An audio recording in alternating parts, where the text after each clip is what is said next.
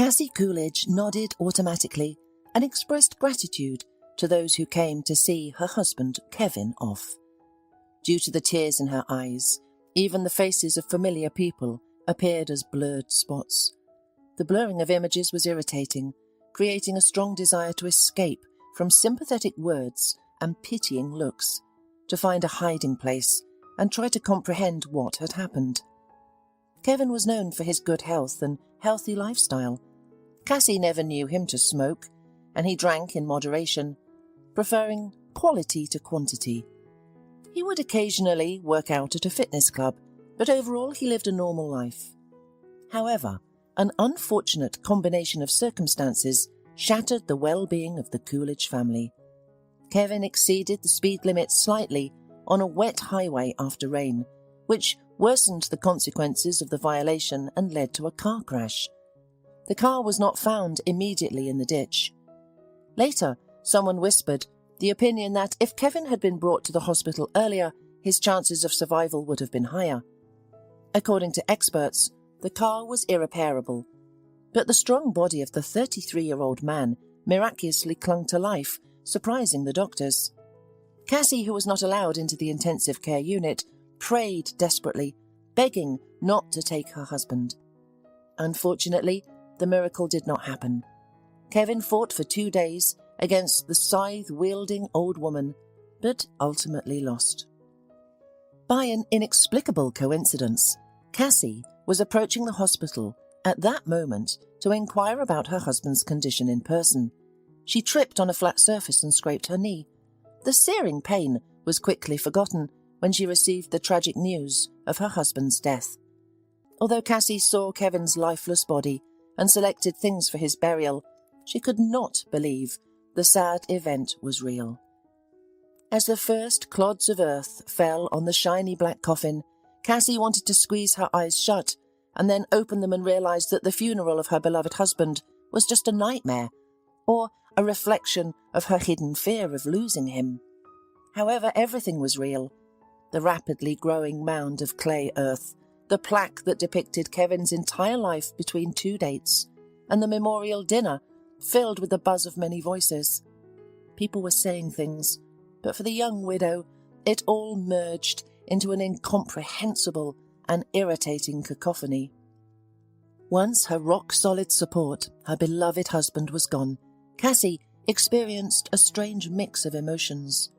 Overwhelming grief flooded her heart, accompanied by a burning resentment towards the cruel and unjust fate that had taken away her main source of support in life. Through the thick layer of absorbent cotton, Cassie heard fragments of phrases describing Kevin as a good, reliable and responsible man. However, these kind words only caused her pain. She felt anger towards her husband, blaming him for the accident due to his own self-confidence. Cassie felt incredibly ashamed of this illogical feeling, but she didn't know how to continue living without her beloved husband. Their family life had been so harmonious that Cassie never regretted marrying Kevin and had hoped for a long life together. During their 7 years of happy marriage, Cassie and her husband had purchased a well-appointed 1-story house in a suburb. They had even started considering expanding their family. Once, a few days before the wedding, they had a frank talk and decided to postpone becoming parents until Cassie was ready. She was well aware of the challenges that come with having children. Shortly after Cassie's 11th birthday, her mother and stepfather had a son named Tom, followed by a daughter named Grace a year later. Despite the added responsibilities, Cassie willingly took on the role of caring for her younger siblings. She felt sorry for her mother, who was sleep-deprived and transformed from a vibrant woman into a tired figure with sunken eyes and protruding collarbones. Cassie took on household chores, such as washing clothes, hanging and ironing bedding and baby clothes, fetching baby food, soothing them, going on walks with them. And all this was to give her mum some time to rest, shower, or eat in peace. Cassie's biological father paid a small amount of child support, while her stepfather Peter provided for the needs of the growing family. Despite their limited financial resources, Cassie didn't complain because she didn't feel like an unwanted stepchild. Peter treated her well and never differentiated between her and his own children when it came to gifts. After recovering from Grace's birth, Cassie's mother regained her previous personality. She tried to distribute her love equally among all her children and was incredibly grateful to her eldest daughter for her support and patience. However, it was actually Cassie who had the most difficult time during that period. She managed to study and maintain good grades while also showing kindness to Tom and Grace. But having experienced the challenges of motherhood from a young age, adult Cassie didn't feel ready to have a child with her beloved husband Kevin. They both wanted to ensure the best conditions for their future baby.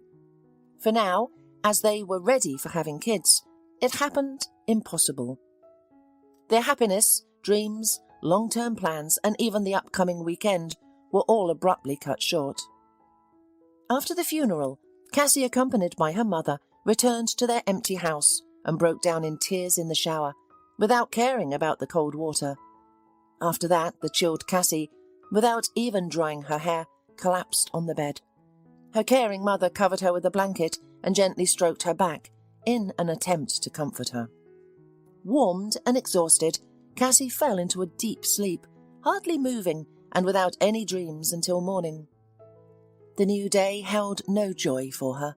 Cassie went about her day mechanically, her mind filled with thoughts of Kevin and what she should say or do at this moment. For the first days, her mother, who had taken 2 weeks off from work, stayed with her. She accompanied Cassie to and from work, practically forced her to eat breakfast and dinner, and in the evenings they worked together in a small vegetable garden. These monotonous activities couldn't fully calm Cassie, but they provided a small distraction from her gloomy thoughts. Summer, indifferent to human sorrow, filled the air with the scent of blooming flowers, while Trudy anxiously observed her daughter, who had almost stopped smiling. Peter, Tom and Grace visited them several times, but the family gatherings only irritated Cassie instead of bringing solace. She understood that her relatives meant well, but the effort to suppress her grief drained her of energy. She didn't want to see anyone at all. She barely participated in conversations, and any discussion about Kevin caused her physical pain that was almost tangible. After 2 weeks, Cassie said, "Mum, thank you for everything, but perhaps you should go home. Tom, Grace and Peter need you, and it's time for you to go to work, and it's not very convenient to get here." Trudy tried to object, but Cassie began to persuade her, saying, "Don't worry, I'll manage on my own. I'll be smart and won't forget to eat properly in the morning and evening. Our almost grown-up little ones and Peter must have missed you.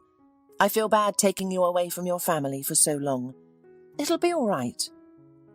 Trudy, looking into her daughter's eyes, decided to believe her because Tom, who was experiencing his first crush, and Grace, who had broken her arm while riding a bicycle, needed her attention now. Closing the door behind her mother, Cassie was left alone in the house, which was destined to be a happy family nest, only for such a short time. The woman's desperate grief was replaced by deafening apathy and indifference to everything and everyone. She still performed her duties at her once favourite job without the usual enthusiasm, communicated with relatives on the phone.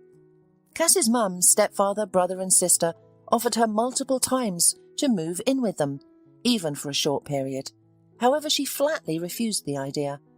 The grieving woman felt that she had no right to leave the house, which she and her husband had passionately and lovingly brought to an ideal image. Gradually, Cassie's mood started to change. It became increasingly difficult for her to be alone in the house with her gloomy thoughts, but she didn't want to bother her family. Her brother and sister were busy with their own teenage affairs. Her mother had already helped to survive through this tragic period. Cassie didn't dare to ask her mother-in-law, Selma, for a favour, as she would burst into tears, barely crossing the threshold of her son's house. So, Cassie experienced loneliness to the fullest. Of course, long telephone conversations with relatives and friends partly helped, but the feeling of bitterness didn't leave Cassie. She realised that the common phrase that time heals is just a pseudo-comforting deception. The acute sense of irreplaceable loss may have dulled, but it hasn't disappeared completely. Slowly, but Cassie started to get rid of her indifference to the world around her and began to immerse herself in work, paying special attention to the details. Coming up to her home, she no longer looked at its windows with desperate hope, dreaming that there would be light and her husband waiting for her inside their lovingly arranged home. Sometimes Cassie deeply regretted postponing having a child. A child would have been her salvation and the meaning of life. However, she tried not to dwell too deeply on these worries, because she knew they were completely useless. She couldn't change anything. She had to learn to live again without her husband. Household chores demanded constant attention, and one day Cassie finally had the courage and strength to go up to the attic where her husband had set up a study and pursued his favourite hobby. He glued models of ships, and Cassie respected his space and didn't disturb the peace of her beloved man. Besides, he preferred to clean the attic himself, as he feared she might accidentally throw away something important. Overall, Cassie was content with this arrangement. She realised that even with great mutual love, spouses could have their own hobbies. If Kevin found inner harmony in the attic, why not? The woman always knew that he was close by and would rush to her aid at the first request. However, Cassie always gave her husband the opportunity to enjoy his hobby in peace and quiet, and did not often venture into the attic. And now she entered the territory where Kevin had recently reigned supreme. It felt as if, by going through the things that had been touched by her husband's hands, she was saying hello to him. Besides, all the utility bills needed to be taken care of. While she had a rough idea of how and where to do it, with the blocked auto payments from Kevin's card, she needed to find out if any debts had accumulated, and if so, eliminate them. With a mixture of trepidation and determination, the woman crossed the threshold of the attic. Her eyes filled with tears, and her throat felt a bitter lump, making it hard to breathe fully. Cassie squeezed her eyes shut, took a moment to compose herself, then opened her eyes and braved the room she had once jokingly called her husband's lair. It gave her the creeps, but she resolutely began sorting through the contents of the desk drawers, searching for the necessary documents. As she sorted through the papers, Cassie discovered a plastic folder with several transparent files. One of them contained a contract with a private boarding house for the disabled called Mercy. On the lines designated for the customer's information, Kevin's name and surname were written in his unmistakable handwriting. Cassie had no doubt that Kevin had entered this information himself. According to the document, her late husband had been paying for the care of a certain Kristen Richards in a rather expensive place. Cassie couldn't recall any acquaintances with such a person, and, as far as she knew, Kevin didn't have any relatives with that name either. The date of the contract and the carefully enclosed receipts in another file indicated that her late husband had started paying for the stay of this unknown woman in the boarding house even before they got married, and he continued to do so throughout their married life, even when their budget was already strained due to large-scale purchases and the renovation of the house and property. They didn't reach the point of poverty, but they still tried to save money. Although Cassie knew it was partly foolish, an irrational jealousy suddenly pierced her heart. How could this be? While she denied herself pleasures like visiting a beautician or going on trips, Kevin was annually spending significant sums on the stay of the woman in an institution with a kind name, but absolutely not merciful prices. But what outraged Cassie the most was not just the money that was irrevocably being paid to that place, but the fact that all of this was done secretly, without any coordination or even a simple conversation with her. Couldn't Kevin have confessed, say something like, "My dear wife, I have to help someone in a difficult situation"? Yes, Cassie would probably have asked about the reasons behind this untimely and unfashionable altruism, but she certainly wouldn't have forbidden it. Kevin couldn't have been unaware of that. However, he never mentioned his act of charity, not even in passing. Cassie had a burning desire to reveal this secret, especially since the due date for the next payment was approaching in about a month. She needed to find out what to do with this unexpected contract. Setting aside the folder with its mysterious contents, the widow continued sorting through her husband's papers, but her thoughts kept returning to the secret she had uncovered. Why did Kevin keep his help to this woman from her? What was the reason for such secrecy from the man whom Cassie considered incredibly honest? Suspecting that her late husband's mother might know something about the mysterious boarding place, Cassie decided to visit her on the next day off. Who else but Selma would be aware of it? Although their relationship was built on the principle that a bad peace is better than a good quarrel, the loss of the man they both loved inexplicably resolved most of their disagreements. So, 2 days later, Cassie was sitting in Kevin's mother's living room. Initially, it was Selma who did all the talking. She complained to her daughter-in-law that after her son's premature death, her health had deteriorated, with frequent bouts of malaise, heart pain and high blood pressure. Selma shared her sad thoughts, expressing that her life had lost all meaning. "If you and Kevin had a child, I wouldn't be so lonely. Why must I continue living? You're still young. You'll get married and you shouldn't still grieve for Kevin. You can have as many children as you want with your new husband, but I'll die all alone, without loved ones, and there won't be anyone left after me." Cassie bit her lip to hold back tears. Memories of her husband and her mother-in-law's assumption that she would still find love again pierced her heart. After patiently waiting for the mother-in-law to express everything that had been weighing on her, Cassie decided to get straight to the point, realizing that there was no use in beating around the bush. "Selma, who was Kristen Richards to your son?" A tense silence filled the room. Cassie closely observed her mother-in-law and noticed her facial twitch, realizing that the names mentioned were at least familiar to Selma. However, the grey-haired woman with a stylish haircut did not rush to say anything, even the opposite.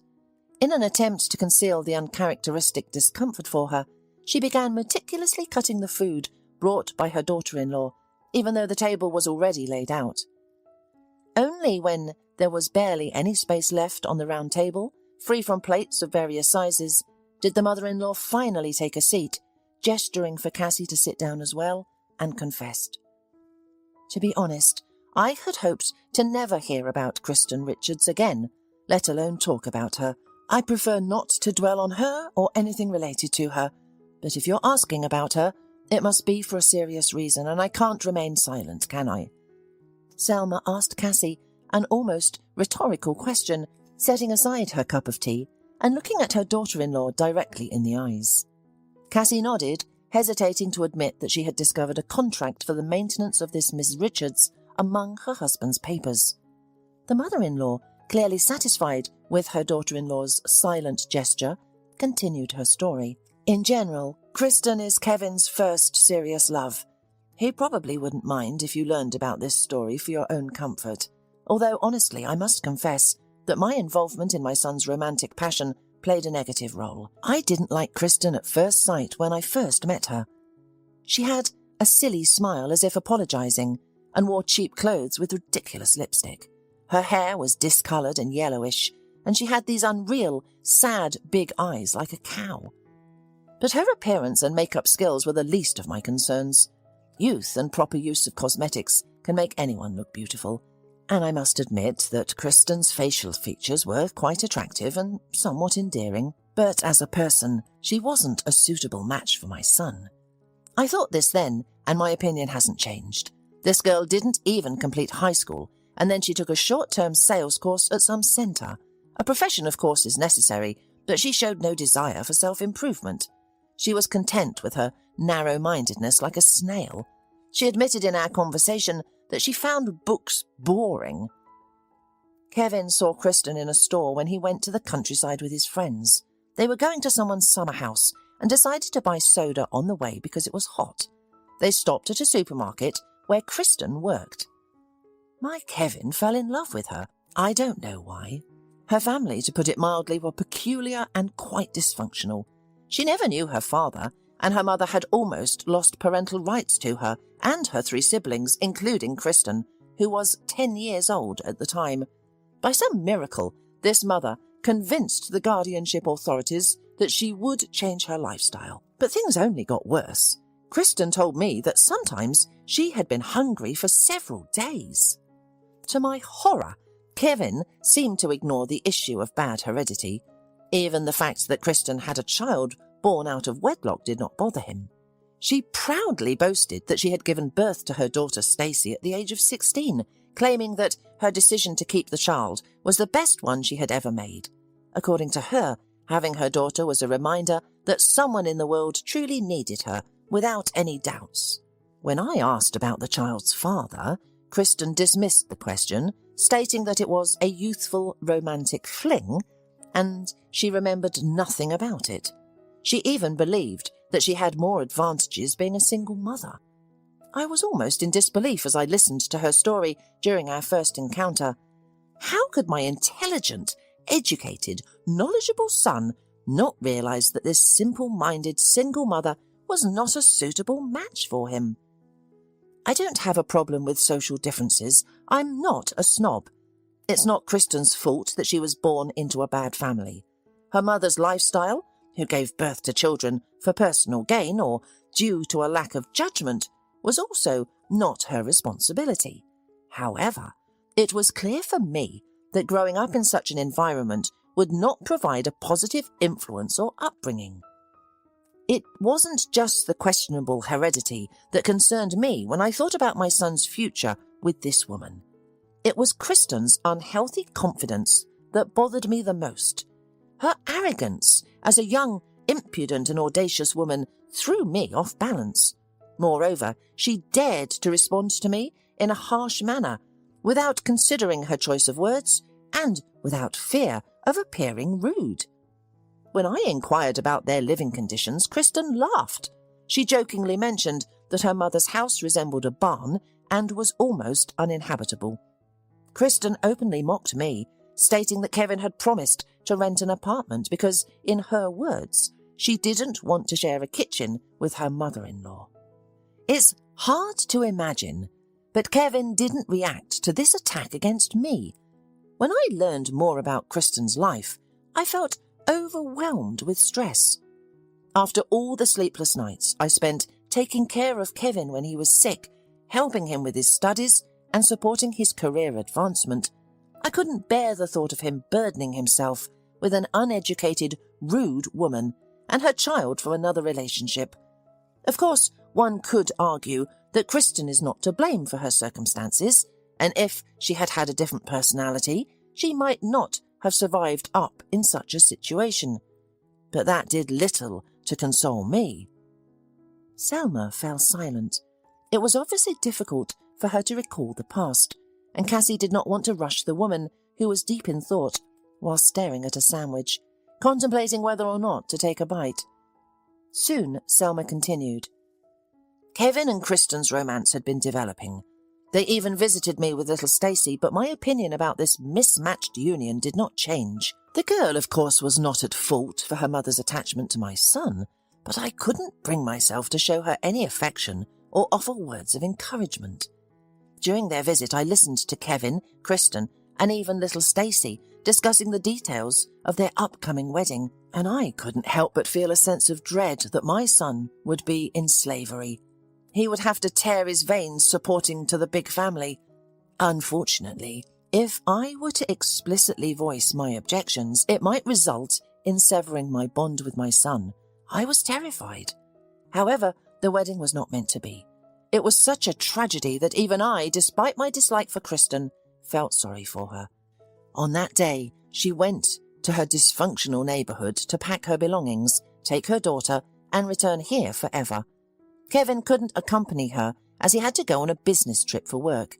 He asked Kristen to wait for his return, but she was eager to leave behind the miserable existence she had known. For her, the move to the apartment rented by my son was a grand event, and the upcoming marriage was like winning the lottery, an unexpected stroke of luck. What else could it be? A simple girl with no education, but with a child, and a man like Kevin was attracted to her. In general, an official marriage for a young single mother from a dysfunctional family is practically a modern version of a Cinderella fairy tale. I believed that she had attached herself to my son solely because he could provide her with a path to a normal life. Later, Kevin blamed himself for not convincing Kristen to wait at her home a little longer. They should have gone together to collect her meagre belongings and her daughter, and the tragedy could have likely been avoided. But it happened as it happened. A terrible misfortune occurred, the kind that even the most bitter enemy wouldn't wish upon anyone. Kristen's mother, if she could even be called that word, threw a party before parting ways with her daughter and granddaughter.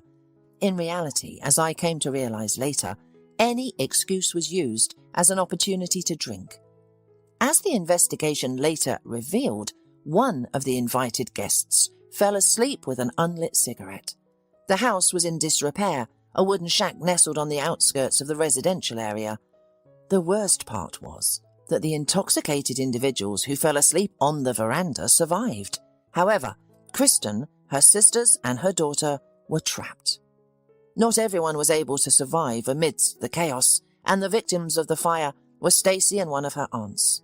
Kristen herself, in her attempt to save her daughter and sisters, suffered burns, injuries, and lost her ability to walk, along with an unimaginable grief.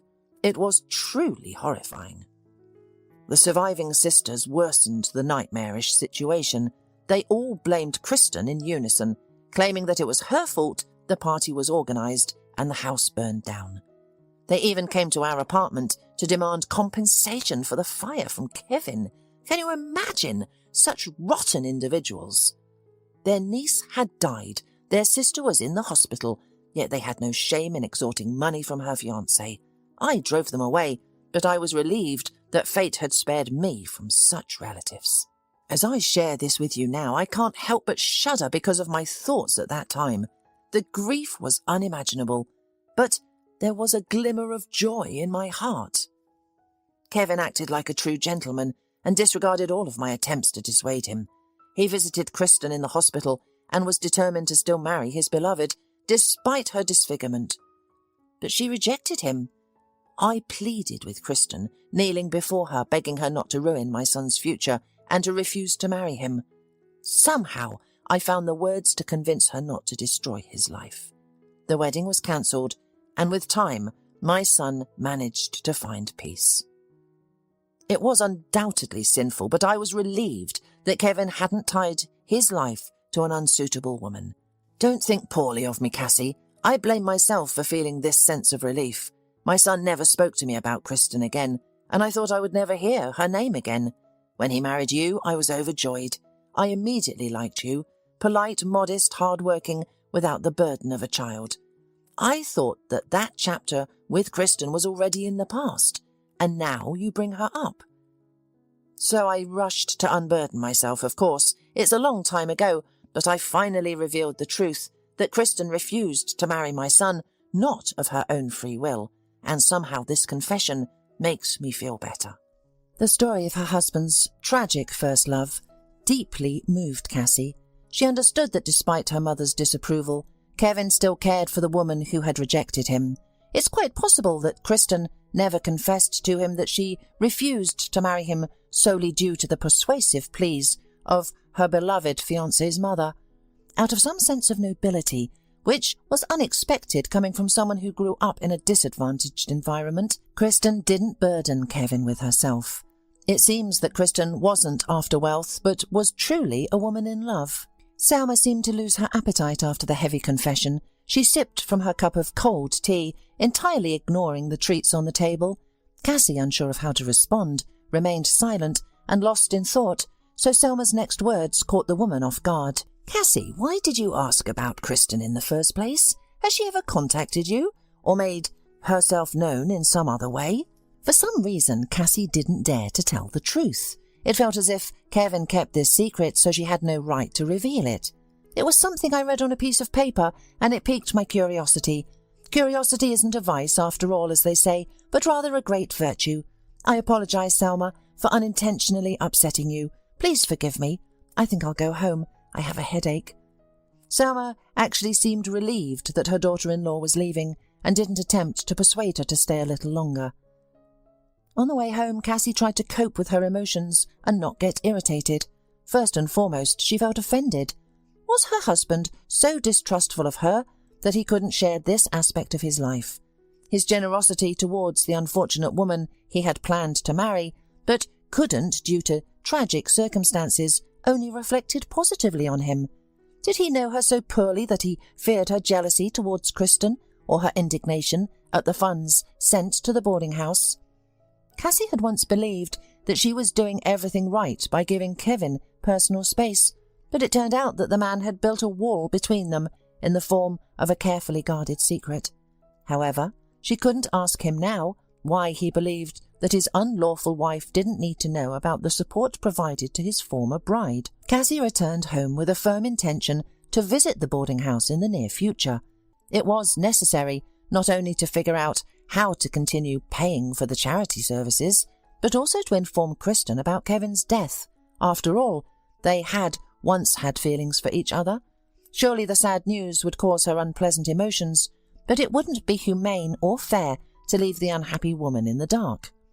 In memory of her husband, Cassie decided not to abandon his fiancée, but her financial situation suggested that it would not be easy.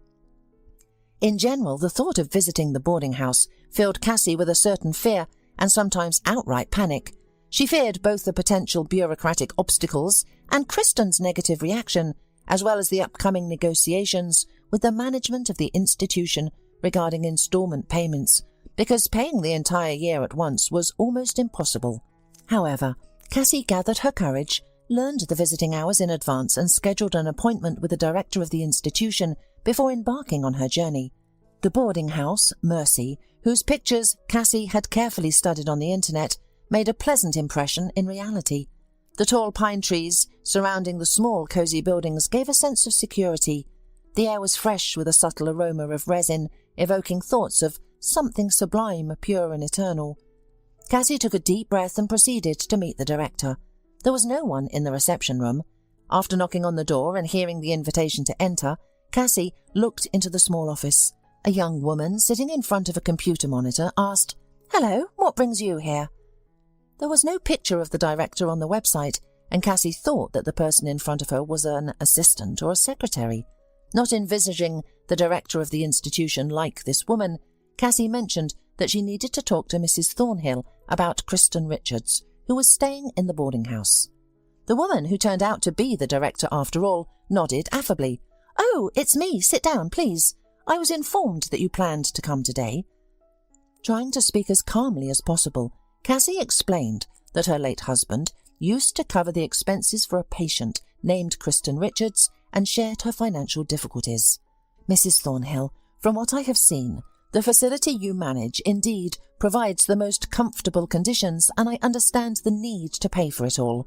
However, I am unable to pay for an entire year at once. Could you possibly accept monthly payments?" This confession didn't shock the director of the boarding house at all. She smiled. "In general, if you pay for a year, we offer a discount, and the cost of staying becomes slightly less than paying month by month. However, I believe we can find a solution and continue adjusting the amount for monthly payments. Besides, to be honest, Kristen Richards doesn't require extensive care from my staff. She's quite capable of taking care of herself. She's a wonderful woman with a strong character. By the way, if you would like, you can meet her. Would you be interested?" Cassie nodded. The sum was still quite significant for her budget. She would need to think of something for the future, maybe even look for a less expensive facility, but for now she decided to leave things as they were. After the new contract was formalized, Mrs. Thornhill personally escorted Cassie to a large hall known as the game room, according to the director. In the spacious and well-lit room, the residents of the boarding house were engaged in various activities. Some were playing chess and checkers. A small group gathered around a table, filling out bingo cards. A few people, including a relatively young man, were knitting near the windows, which had been cleaned to a shine.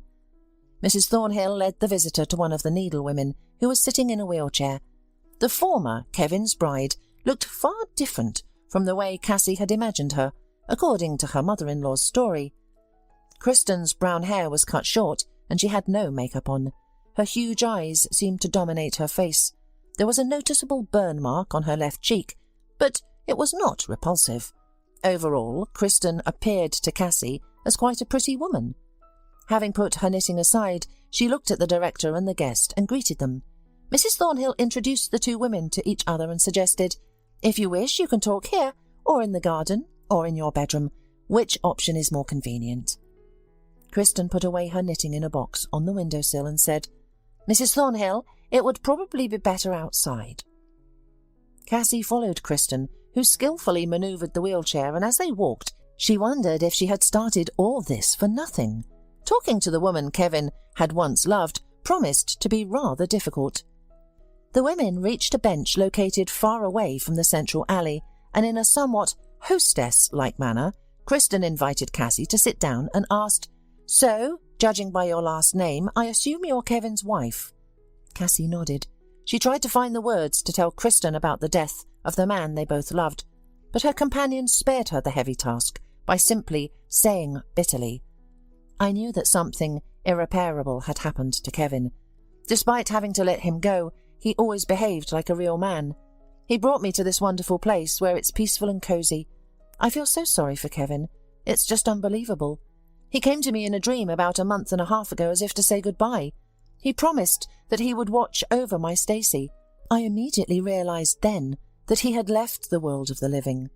I know from experience that words of condolence offer little consolation, but believe me, I fully share your pain. Kevin was the best person I have ever met.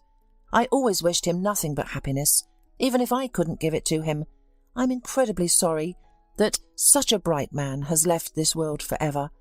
I will mourn Kevin forever." Cassie looked at the woman sitting across from her in the wheelchair, amazed by her sincerity. Kristen's sympathy was genuine without any pretense. Only this woman, who had gone through a terrible ordeal, truly understood her. Cassie involuntarily thought that if it hadn't been for Selma's interference, Kevin and Kristen could have lived happily together. These thoughts made her throat tighten. Cassie realized that she was about to cry, so she fidgeted and hurriedly said goodbye. "Kristen, have you understood everything correctly? Kevin is truly no longer with us. It was an accident, a tragedy, and it seems that no one is to blame. But that doesn't make it any easier. I just wanted you to know. Now, let me help you back to the building." Kristen declined, and Cassie hurried out of the boarding house. Only in the taxi she took a breath. As she watched other cars whizzing by, traffic lights, houses, trees, and people, she thought about how to help Kristen. Thinking about this unfortunate person who had gone through much more hardship than herself, Cassie at least found a small distraction from her own grief. After leaving the boarding house, she decided to stop by her mother's and share the latest news. After all, Trudy still didn't know about the discovery Cassie made in her late husband's hiding place, and she didn't know about the trip. Upon hearing her daughter's story, Trudy raised her eyebrows in surprise. "I could never have imagined that Kevin was capable of such a surprise, although, overall, he did a decent thing. He didn't leave poor Kristen in the lurch. He didn't burden you with information about his past relationships. He didn't upset his mother, knowing that she wouldn't approve of helping her ex-fiancé, whom she considered unworthy of her son, especially after the accident. Selma probably shouldn't have interfered in Kevin's personal life, but what's done is done, and it's pointless to speculate about what might have been if Kristen had become her daughter-in-law." Realizing that her daughter was shocked by the situation, Trudy interrupted her speech and resorted to a proven method of dealing with stress. She fed Cassie home-cooked food. Grace, who had returned home, finally diffused the situation. The cheerful girl distracted her older stepsister and mother from unhappy thoughts by telling funny stories. Leaving her mother's apartment, Cassie went out in a much more balanced mood. The support of loved ones had truly benefited her.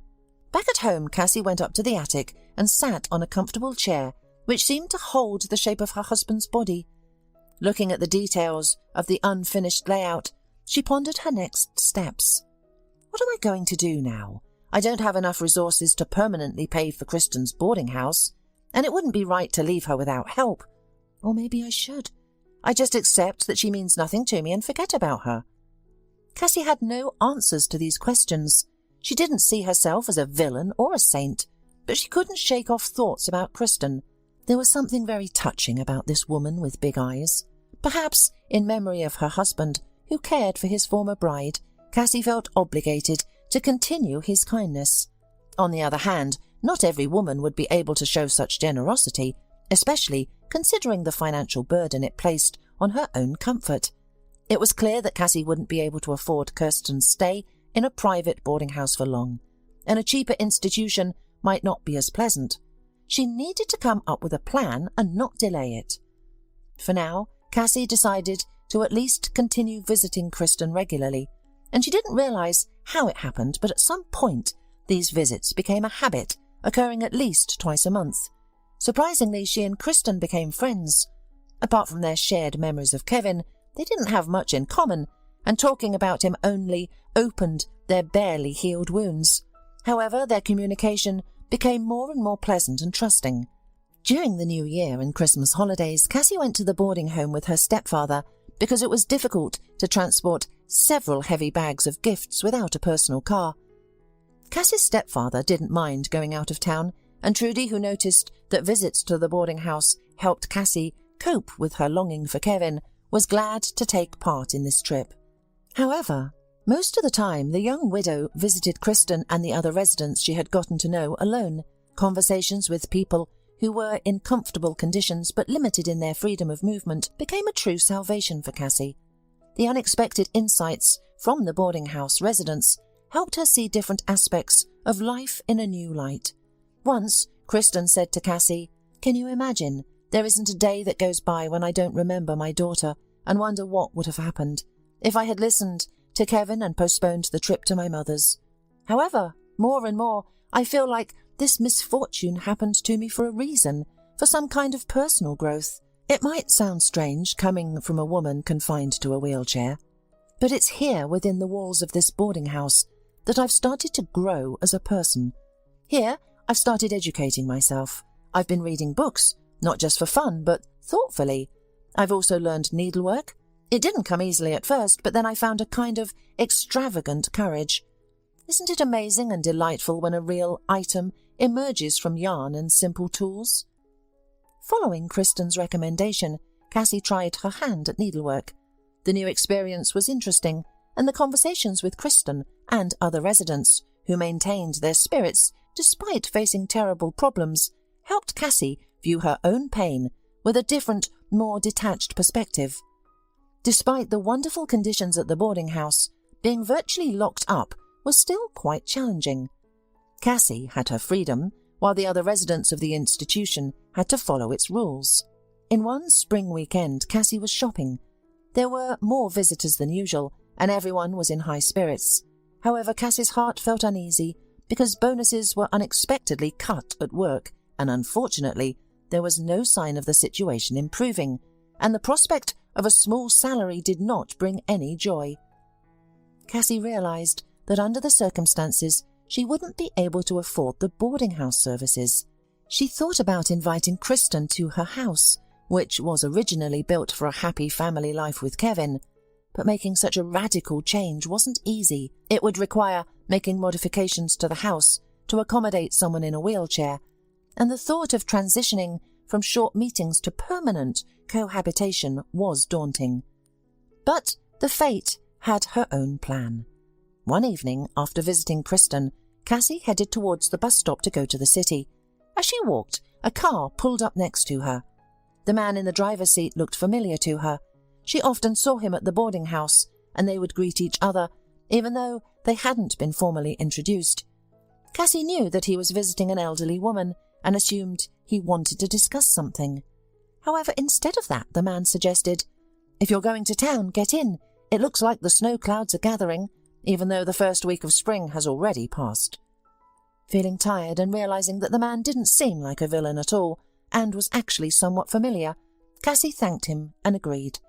A little while later, as she settled into the car, she realized that the man, who introduced himself as Harry, just wanted someone to talk to. "You know, I placed my great-aunt in a nursing home," he said guiltily. "To be honest, I'm ashamed. She raised me, you could say, and I put her in a penitentiary. I could have easily arranged for a nurse to take care of her and provide medical treatment, which would have been no problem. After all, I work at a reputable private clinic and have connections with medical professionals. However, as it became increasingly difficult for my aunt to move around, she requested to be placed in a facility where she could receive care and companionship. That's the only way I can justify my decision, because I really haven't a lot of spare time on my hands." The man paused for a moment and then asked, "Forgive me for being indelicate, but do you have a sister there? I've seen you in the company of a young woman." Cassie involuntarily smiled. She and Kristen did bear a subtle resemblance. Apparently, Kevin had a preference for a certain type of woman and had a penchant for consistency. However, Cassie didn't want to delve into a lengthy explanation, so she simply reassured her new acquaintance. Perhaps it would be more accurate to say that I have a good friend staying at the boarding house. However, Harry, you needn't worry. Thanks to Mrs. Thornhill and the charitable team, the conditions there are nearly ideal. Of course, it would be ridiculous to envy people who have lost their health, but in my opinion, this boarding house is wonderful. The air is healing, the buildings are clean, and there is plenty of social interaction to keep one from getting bored. In general, don't worry, Harry. I believe it's better for your aunt to be among people rather than suffering alone, waiting for a hired help or your return from work. Harry scrutinized his companion attentively. She spoke with such confidence that there was no room for doubt. It was a well-considered stance. Cassie continued to share what was on her mind. The boarding house is a fantastic place. The only drawback is that it's a bit expensive, but they don't take money from relatives for nothing. Everything is fair. Besides, no matter how much I inquire, the residents are delighted with the Mercy team. It's lovely to see people with compassionate hearts working there, as it holds special significance. The man reluctantly agreed, as he had heard nothing but positive reviews about the staff and the institution from his aunt as well. The companions did not notice that the time had passed on the way to the city. Harry inquired, "Where do you live? I have free time today and can give you a ride." Cassie hesitated and confessed that she needed to go to the bus station to reach her suburb house. Harry firmly responded, "Well, if you allow me, I'll take you there. It's a short ride and we can have a heartfelt conversation. It's been a while since I've had one." There was no traffic on the road, and soon Cassie was waving goodbye because Harry declined the polite offer of tea or coffee. "Sorry, but I have to leave. Maybe another time. Thank you for your words. Your opinion was important to me, and you have reassured me. Maybe now I won't feel guilty." Although Cassie couldn't even think about starting a new romance after her husband's death, life continued and pushed her to interact with people, including men. Harry appreciated Cassie's reasonableness, intelligence, and her remarkable ability to empathize. Cassie had no intention of starting a new love story, but she enjoyed the gallantry of their casual acquaintance. They saw each other several times at the boarding house, exchanged greetings and had polite conversations. Occasionally, Harry would drive her to the bus station, to her mother's apartment, or directly to her house. Her new acquaintance was reserved, but Kristen soon noticed his fondness for Cassie and said during a conversation, "Please, don't get angry. I'll be upfront with you. It seems like this Harry, who visits Mrs. Benderwald, has taken a liking to you. If you ask me, he seems like a reliable man, and you shouldn't miss the chance for happiness. At least, don't treat him with such a distant look. Smile at him. Let him know you're interested. I understand that you loved Kevin, and you still do. That feeling doesn't disappear, and death has no power over it. I was crazy about Kevin myself, but life goes on. What's the point of denying yourself happiness?" Cassie usually diverted such conversations to neutral topics. However, it wasn't just Kristen who told her that life must go on. Her mother also increasingly persuaded her not to dwell in grief. Even Selma, when her daughter-in-law visited, occasionally broached the uncomfortable topic with Cassie. "I'm glad you remember my son, but he would be distressed to see you suffering so much. I understand that this longing cannot be helped. My husband, Kevin's dad, died tragically when our son was barely 10 years old. I haven't even looked at another man since. You know, Cassie, based on my experience, you can't bury yourself after your husband's death. It's not right. Well, at least I had a son. Among other worries, I was afraid of choosing the wrong stepfather for Kevin. But you're all alone, Cassie. It's not right. However, arranging her personal life was the least of Cassie's concerns. The lack of money loomed over her. The work atmosphere grew increasingly tense, and the once regular bonuses became a thing of the past. Rumours of layoffs circulated among her colleagues. The once friendly team turned into a den of spiders, as the boss suddenly encouraged employees to report on each other. 2 women worked in the department alongside Kathy, and she watched in genuine amazement as they meticulously recorded late arrivals and early departures. There would be an indignant exclamation, followed by a muffled grunt and hurried typing on the computer keyboard. They're reporting disciplinary breaches to their superiors in the chat room, Cassie guessed. However, she'd refrained from condemning her colleagues. After all, snitching would be on their conscience. She had no intention of participating in this unfair game, initiated by her superiors. However, if she were suddenly laid off, financing Kristen's stay at the boarding house would become very difficult. Cassie didn't have many choices. She couldn't stop helping Kristen, as it would feel like a betrayal, so she had to find a way to navigate the situation with minimal loss to her quality of life. She had 2 options regarding Kristen.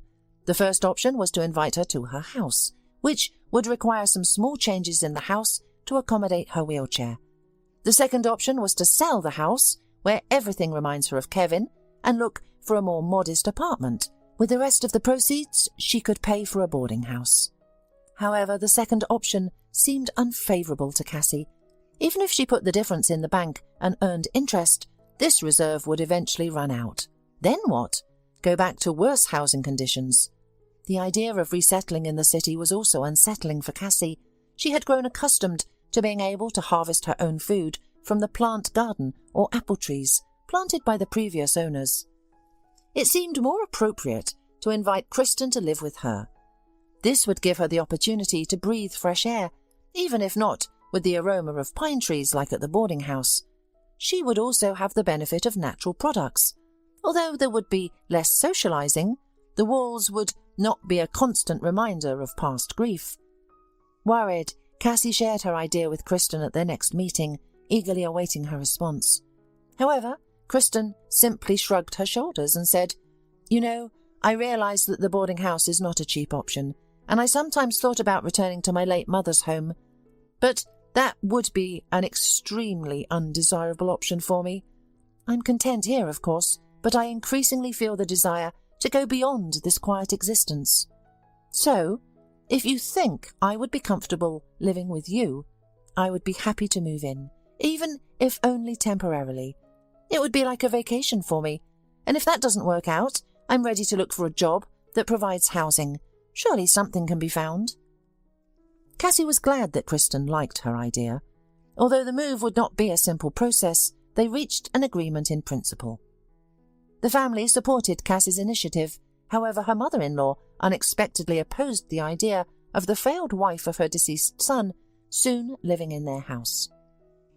"Cassie, you are a kind soul, and I don't blame you for this. It's actually a good thing that there are still people like you in the world. But why take on this burden? Kristen is a grown woman who has experienced a terrible tragedy.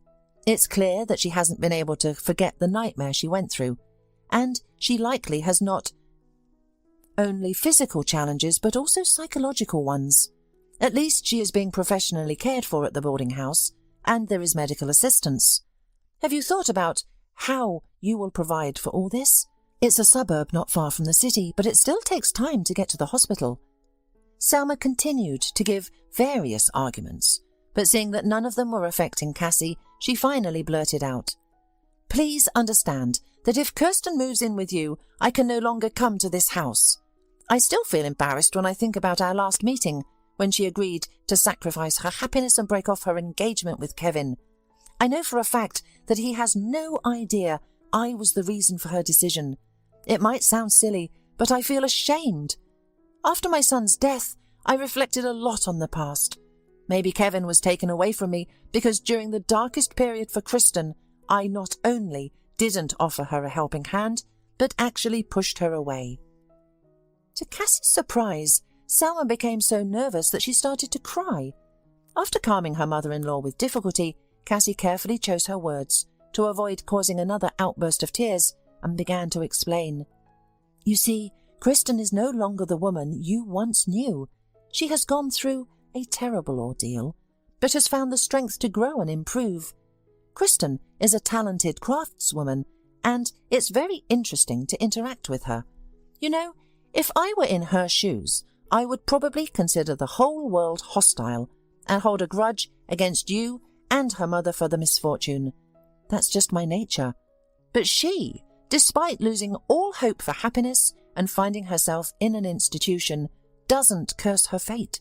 Instead, she lives and tries to benefit those around her as much as she can. Selma, trust me, you and Kristen just need to get to know each other again. I believe that once you spend time with her and get to know her, you will realize that she is a person deserving of respect. Selma carefully listened to Cassie's objections and realized that she wouldn't be able to change her daughter-in-law's mind. She had no choice but to accept it. After all, no one could force her to communicate with Kristen if she didn't want to. So, what was the point of dissuading her daughter-in-law from doing something good, even if it was burdensome? Mrs. Thornhill, the director of the boarding house, was not happy about Kristen leaving. Speaking to Cassie, she admitted, I'm very sorry that I have to prepare for the farewell. It's not just about the money you paid. We have plenty of people who want to stay with us. I'm genuinely sad to say goodbye to Kristen. However, if we're being honest, home conditions are often better than professional care. Moreover, judging from the photos you shared, Kristen will be comfortable at your place. I'll provide you with a memo containing contacts of doctors, pharmacies, stores where you can buy care products, and my personal phone number. You are welcome to call me any time. I'll always be willing to help. Cassie was grateful to Mrs. Thornhill for sharing such important information about trusted contacts without any prompting. Kristen maintained a positive attitude and believed that the move would go well. She felt that a new chapter in her life was beginning, and she hoped it would be calm and joyful, given her circumstances. After learning about Kristen's move from her aunt, Harry immediately offered his help to Cassie. He said, I can arrange transportation for your friend in a suitable car. If you need any men's work done for the repairing, I have some contacts. They can install a ramp quickly and conscientiously, and their services are reasonably priced. Cassie accepted Harry's offer of support. Upon closer inspection of the house, they discovered new obstacles that could hinder Kristen's mobility. They needed to remove thresholds, rearrange furniture, and take care of many important details. The tasks seemed overwhelming at times, and panic would set in. Surprisingly, when Cassie felt like everything was going wrong, and she was unprepared to receive Kristen, as if by magic, the obstacles started to disappear. With the help of family, Harry and others, the move eventually took place. Even Selma made a brief visit, despite feeling improper. However, Kristen spoke to her without any resentment. Everything went almost perfectly. The house, which had become a sanctuary for the women Kevin had loved, started a new chapter filled with lively activity. For the first time since Kevin's funeral, the house was filled with laughter and jokes. Trudy noticed that her daughter looked much better while observing her. Cassie regained her active and energetic nature, just as she had been before her husband's death. The sad anniversary was approaching, and Trudy was relieved that Cassie wouldn't be alone in the house during that time. With Kristen's presence, it would be easier for them to discuss the upcoming day and organize it. Cassie wasn't bothered by having Kristen in the house. She made sure to make Kristen feel comfortable as a tribute to Kevin. Carefully bringing down a few finished models from the attic, Cassie proudly showed them to Kristen. Kristen was surprised and whistled in amazement. She confessed, Kevin once told me that he dreamed of building all kinds of ships, but I had no idea he could create such works of art. He was so talented. You know, I'm glad that during his marriage with you, Kevin was able to pursue a hobby. The days flew by, and now it was the anniversary of Kevin's death. It was decided to go after the cemetery to go to a cafe. Although Kristen suggested staying at home, Cassie asked, Please, let's go. Since Kevin took care of you after the separation, It means that you are dear and important to him. Harry volunteered to solve the transportation issue for Kristen and her wheelchair. He periodically called Cassie and sent greetings from his aunt to Kristen. Despite his help, he didn't show any obvious romantic interest. It remained only to wonder whether his help was just sincere altruism. However, Cassie had more important concerns than understanding the motives of the man. She had been laid off from work and was unemployed. Although she received the owed amounts, she couldn't relax. She had to search for job vacancies online, send out resumes and attend interviews. Cassie hadn't found a suitable option yet, but she didn't despair or settle for obviously unsuccessful vacancies. She believed that things couldn't be bad all the time. Besides, she had a roof over her head, supplies in the cellar, and the vegetable garden was starting to yield results. With her ability to save money, she could manage for a few months without much worry. While driving the women home after the wake, Harry unintentionally mentioned that his firm needed a dispatcher and asked, "Can't you recommend anyone? Maybe there is someone reliable. The salary, though, is not huge." Cassie and Kristen exchanged silent glances. The amount mentioned by Harry was quite decent, but their silence gave him a peculiar impression. He quickly added, "I understand it's not a very high salary, but it's realistic to work from home if the internet connection is stable. Please ask around among acquaintances if you can. It's a fixed schedule job. If someone is interested, give them my phone number and I'll provide all the details." Cassie decided to respond immediately. "Harry, there is no need to ask. I'll take this job starting from tomorrow." Kristen didn't support her friend. "Listen, Cassie, I think it would be better if I could be of some use. This vacancy is perfect for me. You should take some rest until you find a stable job." Harry, who noticed that these two strong-willed women rarely complained about their lives to him, was surprised. Usually, when his acquaintances faced difficulties, they sought his help. But Cassie and Kristen had different principles, which he had noticed long ago. He found their attitude to him impressive and respected them, especially because it wasn't based on his financial capabilities. They didn't beg for his resources and were shyly accepting help. This approach was new to him. This time he didn't refuse the invitation for tea. During the tea, he explained the duties of a dispatcher to Kristen, and he also inquired in detail about Cassie's education and work experience. "I'll ask around. Perhaps someone I know will have a suitable option. Good positions aren't typically given to strangers off the street, as they say." The women thanked Harry profusely, and when he left, Kristen started reproaching her friend. "Why are you still ignoring him? It's time to move on from mourning. Look, if you miss such a man, fate may not take pity on you." Feeling upset by the visit to the cemetery, Cassie snorted resentfully. "Listen, Kristen, I don't let anyone pry into my private life, and neither should you. If you're interested in Harry, go ahead and charm him. I'll pass. I'm still grieving for Kevin." Kristen quietly apologized and went to her room. She was indeed embarrassed by crossing the line. Deep down, she felt a strong sympathy for Harry herself. Probably the reason for this feeling was the good advertisement that the loving auntie had made to the man. Wordy Mrs. Bennywold didn't hesitate to describe her nephew in the most wonderful and caring terms, showering him with superlative epithets. Harry was truly a dream come true, but how could she, confined to a wheelchair, capture his attention? At least she could thank him for the help he provided with work. Although Kristen received a state allowance, she wanted to contribute a more substantial amount. Gradually, Harry started visiting the house more frequently, always welcome in their home. However, Cassie tried to keep her distance, not wanting to give the man false hopes. On the other hand, Kristen, with Cassie's full approval, made an effort to communicate with her boss as much as possible. The charming woman's beauty was not diminished by the scar from the burn, and Harry found himself increasingly drawn to Kristen. Compared to the cold and emotionless Cassie, who resembled the Snow Queen, Kristen was a vibrant volcano. Sometimes the man even forgot about her injuries, and the one day he made it his goal to find the best specialists to help her. He believed that with the right doctor, Kristen would return to a normal life again. Observing the love between them, Cassie was happy. She wanted her friend to have a companion. It all worked out harmoniously, because both Harry and Kristen were dear to her as close individuals. Cassie was not at all surprised when Kristen, embarrassed and blushing, told her, "Cassie, I'm scared.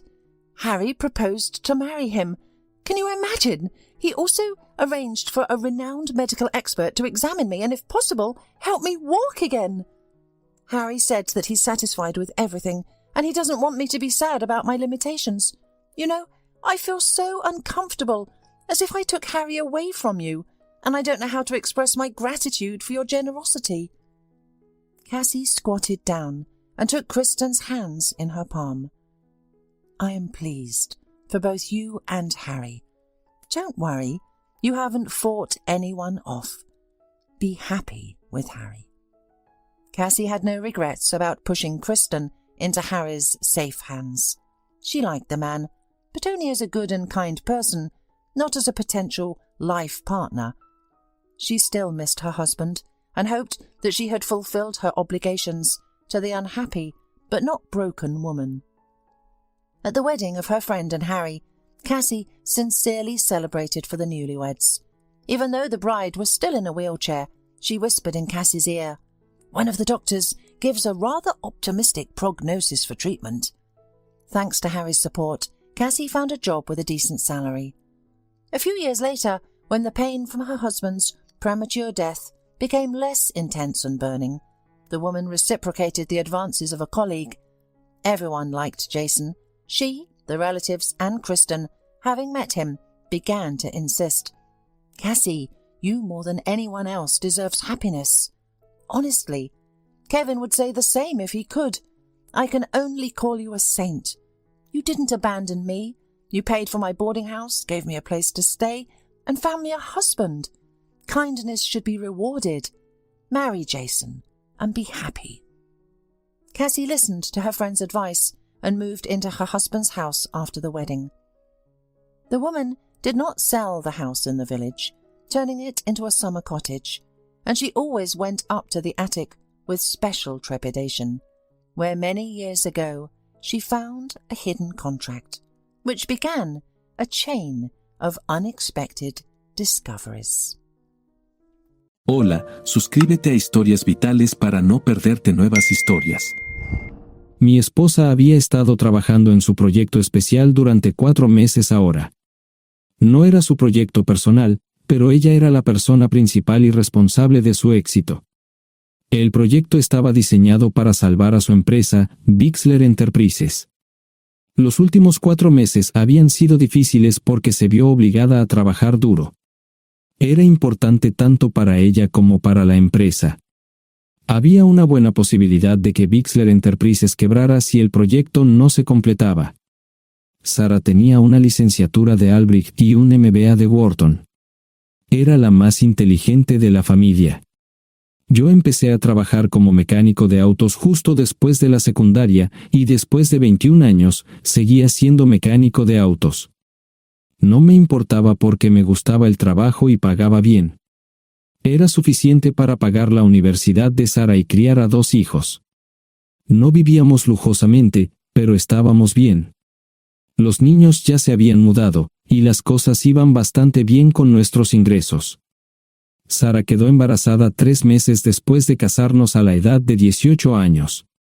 Durante los primeros años de nuestro matrimonio, vivimos con mis padres.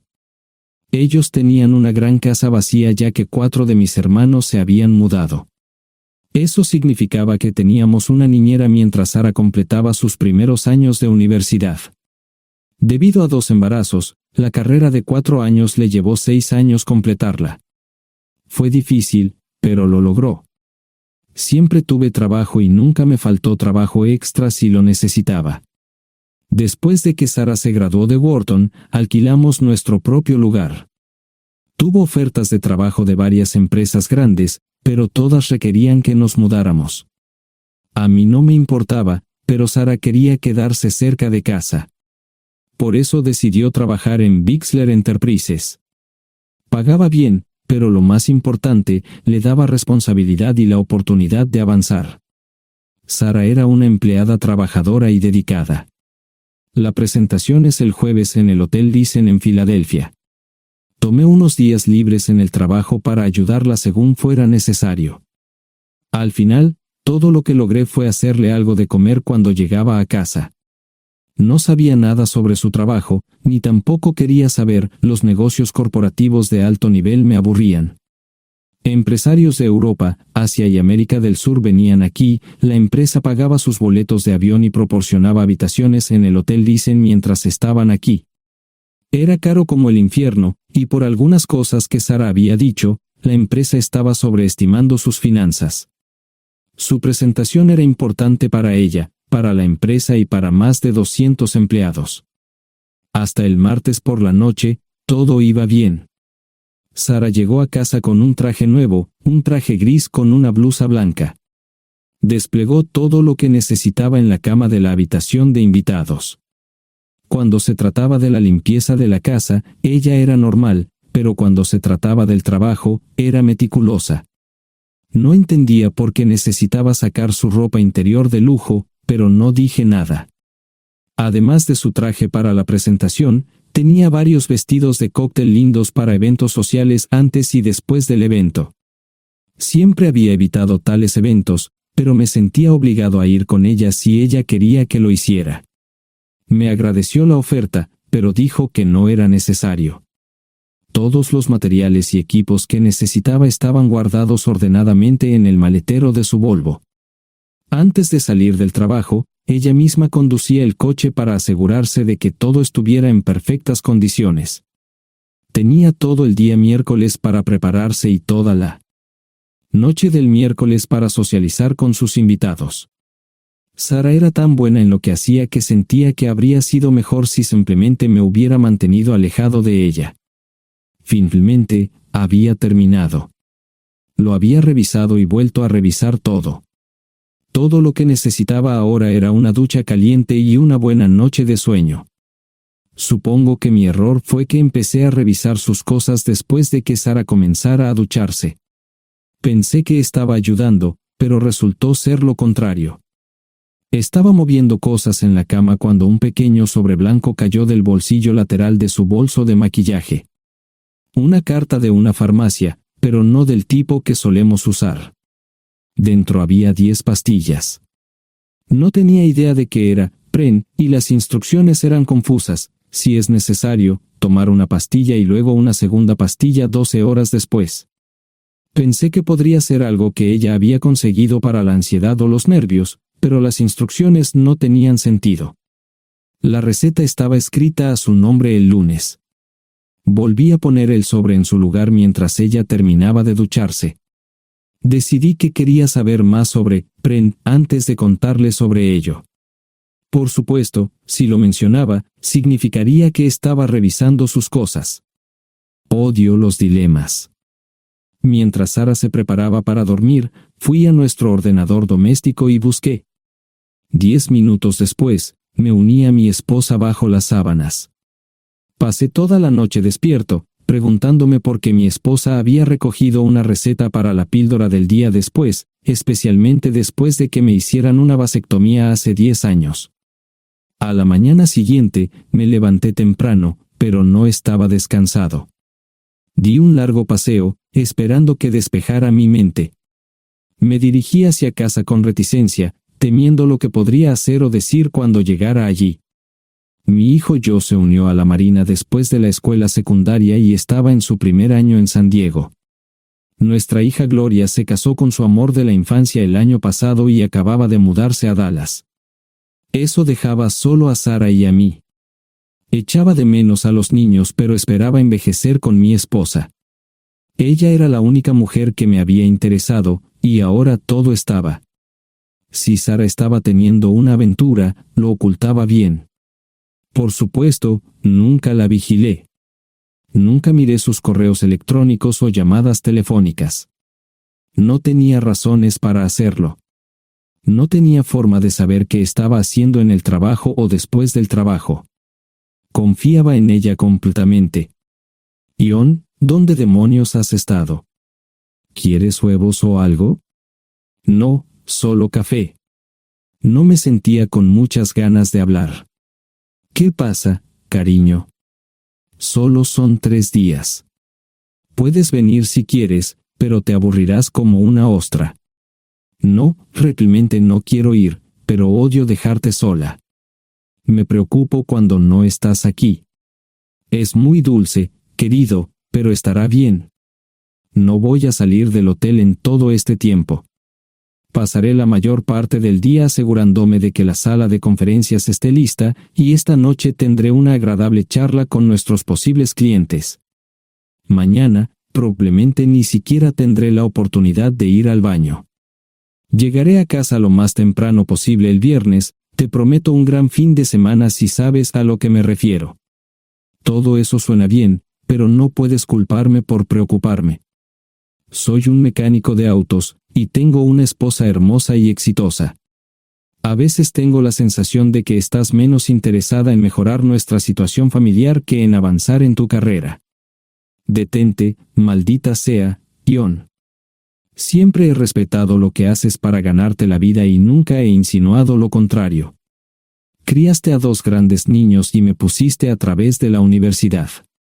Eres un gran esposo, un gran padre y un buen proveedor, y nunca olvides eso. Terminé mi café mientras ella recogía la mesa. ¿Quieres que te llame? No, no es una buena idea. Tendré el móvil apagado, y voy a apagar el teléfono de la habitación por la noche para poder dormir. Te llamaré siempre que pueda.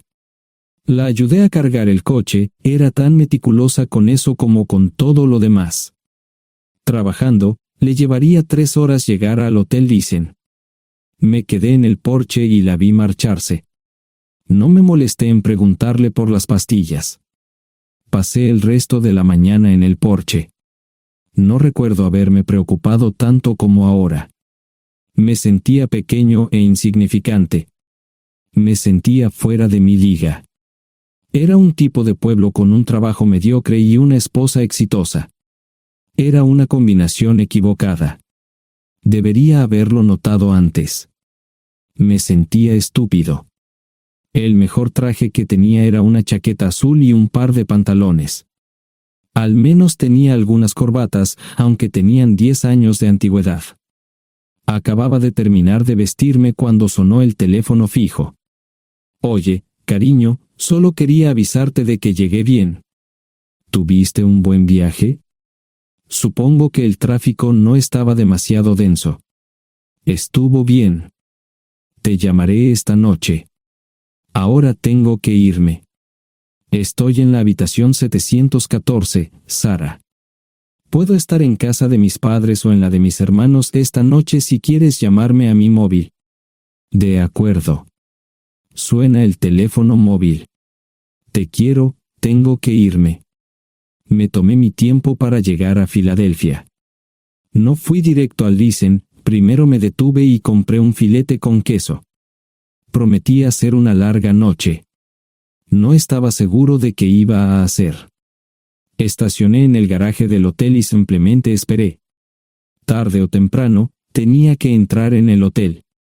Simplemente no podía decidir cuándo hacerlo. El sonido de mi teléfono celular me ayudó a tomar mi decisión. Ion, solo quería avisarte de que todo se ha arreglado. Ahora voy a bajar para encontrarme con algunas personas y cenar. No olvidaste nada, ¿verdad? No, todo está bien. Tengo todo en mi habitación para mañana. ¿Necesitas algo? No, Ion, relájate. Voy a apagar mi teléfono. Te llamaré mañana por la mañana. ¿De acuerdo? Ríe, diviértete. No es divertido, Ion, es trabajo. No parecía estar demasiado fuera de lugar. El vestíbulo, el restaurante y las salas de conferencias estaban llenos de gente, así que pude pasar desapercibido. Había un folleto pequeño y bonito que mostraba el diseño de todas las habitaciones del hotel. Me paseé por las diferentes habitaciones y me detuve en las paredes, mirando alrededor entre la multitud. No tenía ni idea de qué haría si Sara me veía. Lo averiguaría si y cuando eso sucediera. Encontré un tablero de eventos que enumeraba todas las habitaciones que estaban siendo utilizadas por los diversos grupos. Bixler Enterprises no tenía habitaciones disponibles para el miércoles por la noche. Esto me pareció interesante. Sara había dicho que no iba a salir del hotel, pero ahora no estaba tan seguro de eso.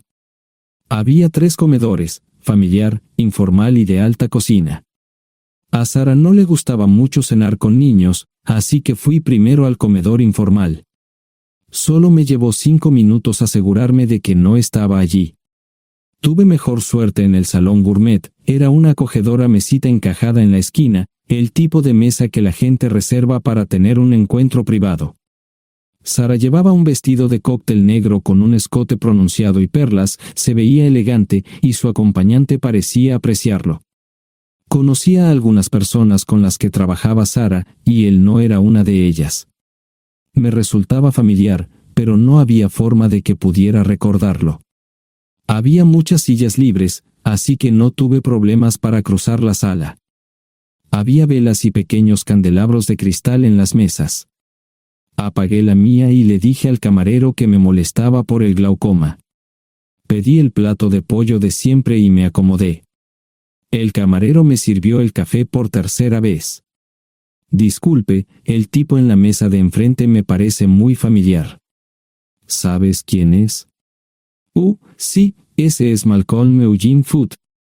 Es miembro del Consejo Municipal, se espera que se postule para el Congreso en los próximos años. ¿Es esa su esposa con él? Es muy bonita. No, esta es la primera vez que la veo. Siempre usa esa mesa para señoras especiales, si me entiende. Simplemente le sonreí y pedí la cuenta. Nunca había visto a Sara tan sensual con un hombre antes. Parecía captar cada palabra que decía, como si fuera Dios o algo así. No estaban haciendo nada inapropiado, pero tampoco era platónico ni profesional. Cuando me fui, estaban terminando su segunda botella de vino. Ahora entendía por qué se había llevado su lencería elegante. Me acomodé en una esquina del vestíbulo para que no me vieran. 10 minutos después, salieron del restaurante. Ella le tomaba la mano mientras caminaban por el vestíbulo hacia el ascensor. Observé cuidadosamente los indicadores de piso, que el ascensor se detuviera en el tercer piso era una buena señal, significaba que no lo había llevado a su habitación. Era una mala señal cuando el ascensor no llegaba al séptimo piso, significaba que ella fue a su habitación. Por si acaso me equivocaba en algo, me senté en el vestíbulo y observé el ascensor durante 1 hora. La gente entraba y salía, pero Sara no estaba entre ellos. Saqué mi maleta vacía del coche y me dirigí al mostrador de recepción. Aunque podía demostrar que era su esposo, me costó trabajo conseguir una tarjeta llave. Se dieron después de llamar a la habitación, pero nadie respondió. Finalmente, estaba en camino a la habitación 714 con la tarjeta llave. Ni siquiera encendí las luces al principio, simplemente me senté en la oscuridad de la habitación durante más de 1 hora. No fue difícil asegurarme de que no regresara a la habitación. Primero, empacé todas sus ropas y pertenencias personales. No dejé nada atrás. Revisé el paquete de Preven, todavía quedaban 10 pastillas en el tocador. De manera muy ordenada, estaban todos los artículos que necesitaría para su presentación al día siguiente. Comencé a llenar la maleta. Había 24 carpetas promocionales especialmente encuadernadas y otras 20 carpetas regulares, todas ellas fueron a la maleta. Un proyector digital fue lo siguiente, seguido de una computadora portátil. Tomé su bolso y su celular, que había dejado en la habitación, todo lo que tenía consigo era un bolso de mano y probablemente un tubo de lápiz labial. Di una vuelta por la habitación tan cuidadosamente como lo hizo ella para asegurarme de no perder nada. Una vez satisfecho, dejé las llaves del coche y mi anillo de bodas en el tocador, aparte de esos 2 objetos, la habitación estaba completamente vacía. El ascensor se dirigió directamente al estacionamiento, no tuve problemas para llevar 2 maletas, y 20 minutos después, estaba en la autopista rumbo al norte. Pasaban las 3 de la madrugada, no tenía idea de que había pasado tanto tiempo. 1 hora o 2 después, sonó mi teléfono celular, la identificación de llamadas mostraba el número del Listen. ¿Ion? Sí, ¿dónde estás? Estaré en casa pronto. Eso fue todo lo que dije, hubo silencio en el otro extremo de la línea. Los vendedores tienen un viejo dicho, el primero que habla pierde. Pareció una eternidad antes de que ella hablara. Ion, lo siento. No preguntó nada y simplemente colgó. Apagué mi teléfono, era obvio que había regresado a su habitación. Más tarde ese día, tenía que dar una presentación que salvaría a su empresa y le daría un ascenso. Metí las maletas en el desván del garaje, Sara nunca iba allí y nunca pensó en buscar algo allí. Por supuesto, en este punto, estoy bastante seguro de que no importaba. Primero, recogí todas mis ropas y pertenencias personales, la mayoría de los hombres tienen sus propias herramientas, generalmente es un requisito para el trabajo. Pasé por la tienda, cargué las mías en el Subaru y recogí mi último cheque de pago. Para entonces, los bancos ya estaban abiertos, no tuve que hacer ninguna manipulación financiera complicada. Simplemente retiré todo el dinero de mis cuentas. Almorcé en Hagerstown, Maryland. Tenía suficiente dinero para vivir durante unos años, pero sabía que estaría buscando trabajo muy pronto.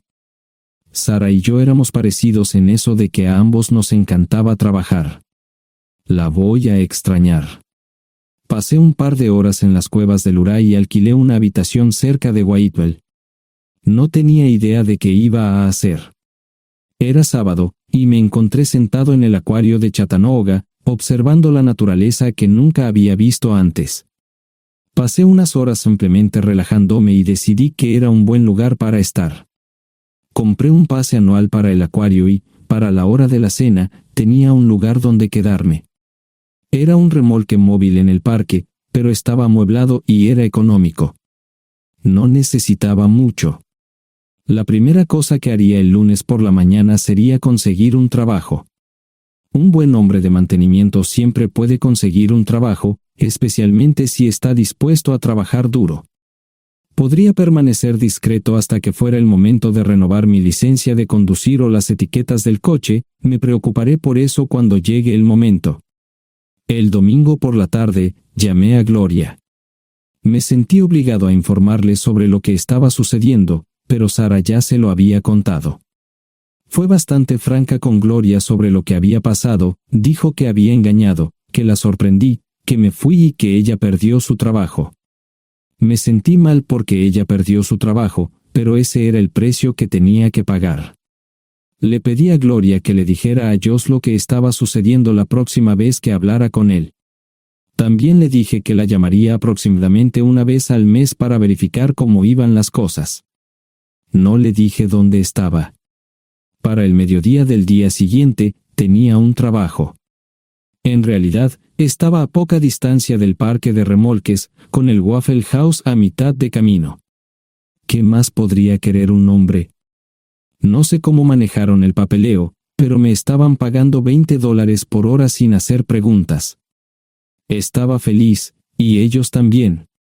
Ni siquiera tendría que tocar el dinero que traje conmigo. Unos 2 meses después, Gloria me informó que Sara se había mudado de la casa y estaba viviendo con sus padres. Gloria no sabía nada más, pero estaba feliz de que estuviera estable y le estuviera yendo bien. Josh me llamó desde San Diego solo para informarme que iba a hacer un crucero. Era técnico en aviónica en un portaaviones, intentó explicar qué hacía exactamente, pero estaba más allá de mi comprensión. Nunca supe mucho sobre cosas técnicas. Ambos tuvieron cuidado de no decir nada malo sobre su madre, aprecié eso. Después de eso, todo siguió como siempre. Comencé a hablar con Gloria al menos semanalmente, Josh y yo comenzamos a enviar correos electrónicos regularmente. Gloria hablaba regularmente con Sara, pero decía muy poco sobre lo que estaba haciendo o dónde estaba. Nunca presenté la solicitud de divorcio, y parece que Sara tampoco lo hizo. Tengo una licencia de conducir de Tennessee y las etiquetas en el Subaru. Comencé a frecuentar un bar local un par de veces al mes y tuve encuentros casuales. 2 mujeres se alternaban como mis compañeras nocturnas regulares. No buscaban compromisos, y yo tampoco. Parecía funcionar bien para todos nosotros. La vida era buena. Eso fue hace mucho tiempo, y gradualmente olvidé a Sara. Con el tiempo, el Subaru comenzó a darme problemas. Había olvidado cuánto tiempo había pasado. Tenía más de 200.000 millas. Estaba reflexionando sobre esto con una jarra de cerveza un día cuando me di cuenta de que habían pasado casi 5 años desde que me fui de casa. Mantuve un contacto cercano con ambos hijos. Gloria ya tenía 2 hijos propios en este momento y quería que los visitara. Josh casi se casó con una mujer tailandesa, pero en el último momento, se negó. Por lo general, trabajaba 6 días a la semana y usaba el domingo para recuperarme del sábado por la noche. No había ninguna buena razón para que alguien llamara a la puerta de mi remolque a las 6 de la mañana de un viernes. Su grosería fue recompensada por un hombre medio desnudo abriendo la puerta. Los calzoncillos del día son repugnantes, y la dama en la puerta, juzgando por la expresión en su rostro, estuvo de acuerdo conmigo. Ella apartó la mirada, pero su compañero no parecía impresionado. Norm habría usado pantalones, pero en un momento como este, los invitados me molestaron. Estamos buscando a John Terrell. No los conozco. Me llamo David Simmons, y esta es mi esposa Mara. Tenemos un problema y esperamos que nos puedas ayudar. Lo siento mucho, no trabajo a altas horas de la noche. Si necesitan algo relacionado con su auto, tendrán que ir a la tienda. Esto provocó varias miradas en blanco y finalmente una respuesta. No tiene nada que ver con tu trabajo, es más un problema personal. ¿Podemos entrar? El interior del remolque lucía desordenado. Rara vez tenía invitados, así que rara vez lo limpiaba. Incluso mis novias insistían en que fuéramos a su lugar. Hagan como en su casa, déjenme ponerme los pantalones enseguida. Al entrar en el dormitorio, dejé la puerta abierta solo para mostrarles lo hospitalario que soy. También me puse una camisa. ¿Les gustaría tomar café? Solo tomará unos 10 minutos. Aparté algunas cosas del sofá para que pudieran sentarse. No hubo respuesta a la pregunta del café. Tenemos una hija adoptiva de 4 años y otra de 2 que necesita un trasplante de médula ósea, y esperamos que nos puedas ayudar. Estamos dispuestos a pagarte si es necesario. ¿Con mi médula ósea? No, queremos usarla y estamos dispuestos a compensarte por cualquier inconveniente. Creo que quieren comprarla. Estaba actuando como un listillo, y de repente me di cuenta de ello. Estas personas eran serias, tenían un problema real y estaban buscando ayuda. Lo siento mucho, no quise interrumpir. Por favor, continúen. Nuestra mejor oportunidad de encontrar un donante es un familiar cercano. Eres nuestra mejor esperanza. Mira esto. No quiero ser un grosero, pero creo que se equivocaron de persona. ¿Cuándo nació su hija? Cumplirá 5 años en julio. Marche Simmons habló por primera vez, y sonó sincera. Odio ser el portador de malas noticias, pero me hice una vasectomía hace 15 años. No hay forma de que pueda ser su padre. ¿Por qué tu nombre estaba en el certificado de nacimiento? No puedo responder eso, tal vez deberían preguntarle a su madre. Esa afirmación fue recibida con silencio. Sentí pena por estas personas, pero no sabía cómo ayudarles. ¿Cuál es el nombre de la madre? Sarah Lise Terrell. No encontraba las palabras. Tal vez no debería haber tomado esas malditas pastillas de ella, por supuesto, entonces esas personas no tendrían una hija en absoluto. Todo lo que pensaba que había superado el dolor, y aquí está de nuevo, viejos recuerdos de mi esposa teniendo relaciones sexuales con ese maldito político de Filadelfia. Estaba empezando a olvidarlo todo, y ahora estaba de vuelta. Maldita sea. Ahora entiendo y pido disculpas por mi grosería e insensibilidad. Haré todo lo que esté en mi poder para ayudarles. En primer lugar, porque no puede Sara hacerse un trasplante de médula ósea. Médicamente, no puede. ¿Por qué no? Es madre, tiene que ser una donante adecuada. Ella es una donante adecuada, pero está demasiado enferma. Los médicos se negaron siquiera a considerar utilizarla. ¿Enferma de qué? Está muriendo de insuficiencia hepática. Le quedan menos de 6 meses de vida. Esto no tiene sentido. Siempre ha estado perfectamente sana. Además, no creo que un hígado enfermo le impida donar médula ósea. El hospital no aceptará su firma en el formulario de consentimiento.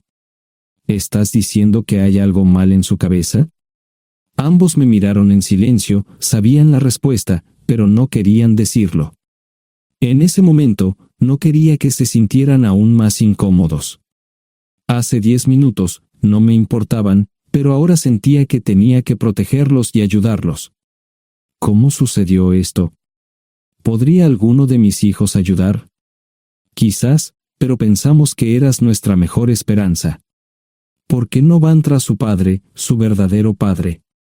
Pensamos que eras tú. No tenemos ni idea de quién más podría ser.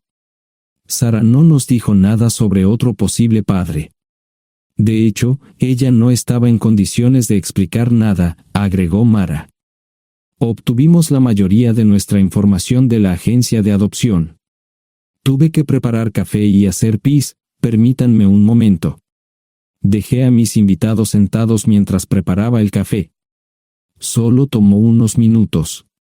Mientras se preparaba, fui al baño, algo que necesitaba hacer urgentemente. Traté de ser discreto, ya había avergonzado lo suficiente a Mara. ¿Dónde viven? En Westchester, Pensilvania. Les haré una oferta. Si les digo quién es el verdadero padre de su hija, deben prometerme que lo perseguirán sin descanso hasta obtener lo que desean. ¿De qué estás hablando? El padre de su hija es un político prominente en Pensilvania. Por supuesto, negará todo y probablemente les proporcionará documentos legales para detener sus esfuerzos. Si acuerdan presionar lo suficiente para que él admita que la niña es suya, podrán avergonzarlo y obligarlo a hacerse un trasplante de médula ósea. Eso es lo que quieren, ¿verdad? Sí, claro, pero ¿cómo hacemos eso? No lo sé. Soy mecánico. Trabajo con metal para ganarme la vida. Creo que la mejor manera sería utilizar la televisión, la radio y los periódicos. Los políticos harán cualquier cosa para evitar una mala publicidad. ¿Tienen amigos que puedan ayudar?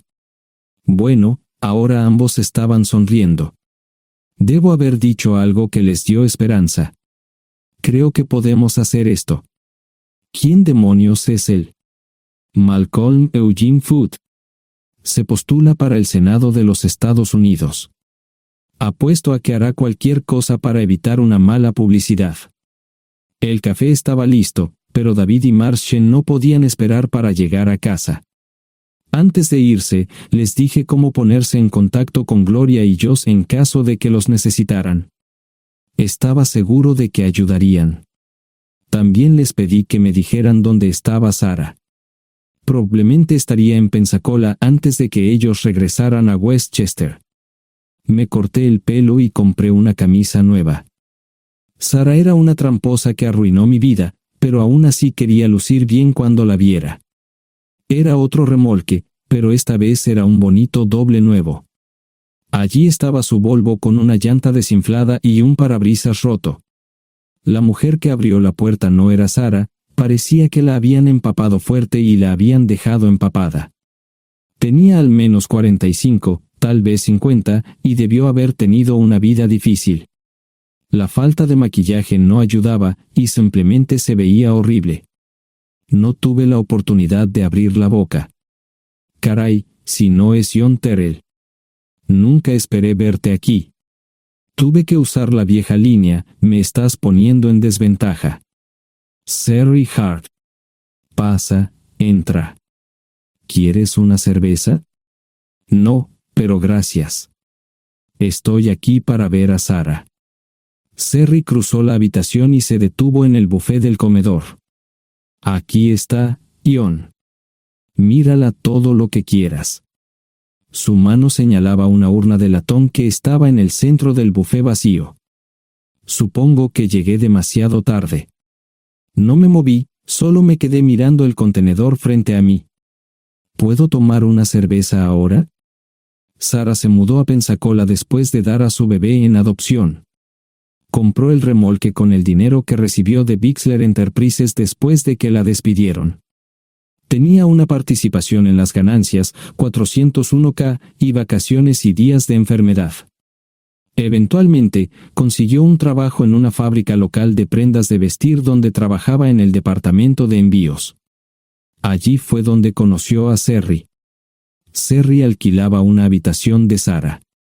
Cada centavo que Sara ganaba iba para el alcohol. Empezó con vino y gradualmente pasó a bebidas más fuertes, las más baratas. Eventualmente, perdió su trabajo debido a su alcoholismo y se vio obligada a usar sus ahorros. Nunca salió con nadie ni salió a ningún lado.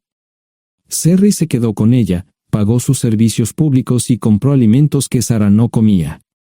Le llevó más de 3 años quitarse la vida.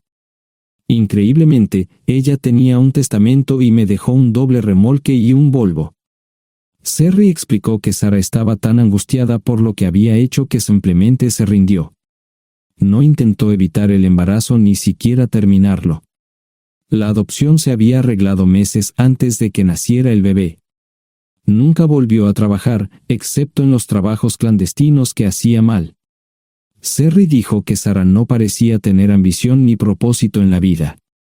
Sara hablaba mucho de mí pero tenía miedo de intentar contactarme. Gloria le dio mi número, pero nunca me llamó. Era como si su aventura de una noche la hubiera lastimado más a ella que a mí. Estuve allí durante 2 semanas y luego vendí el remolque de Cerri por $1 y obtuve $3,000 por el Volvo.